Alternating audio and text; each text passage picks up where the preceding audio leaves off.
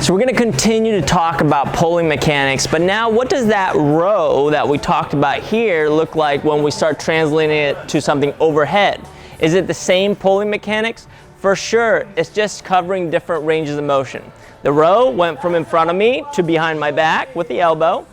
The pull-up, which is an overhead position, goes from overhead down to here.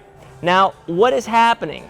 That this movement finishes once the elbow reaches full flexion. What does that mean? Well, that means that the elbow can no longer move, but the shoulder still has room to perform extension or to continue to pull. Why do I care about this concept of seeing one joint stopping and the other one continue to have room? Well, because this can be the end of a movement or the beginning of another one.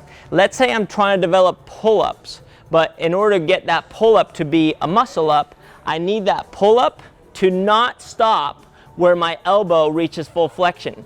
There needs to be constant movement in all joints. Notice as I'm pulling, that elbow hasn't reached full flexion. It's going, it's going, it's going, it's going. This is me starting to transition into a muscle-up, and it's not until the elbow reaches the back or my shoulder reaches full extension that my elbow should be reaching full flexion.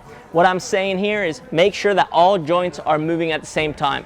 If that is too complicated to understand right now, just think, match the shapes that we talked about elsewhere. Does your pulling look like you're pushing, your push-up? Does it look like your ring row? If so, great, because that's going to be your prerequisite to be able to translate basic pulling mechanics into higher level stuff like a muscle up. Just make sure that all those joints are moving at the same time, and that as you're transitioning through these movements, you're seeing those basic shapes. Does that mean that this pull-up is not good?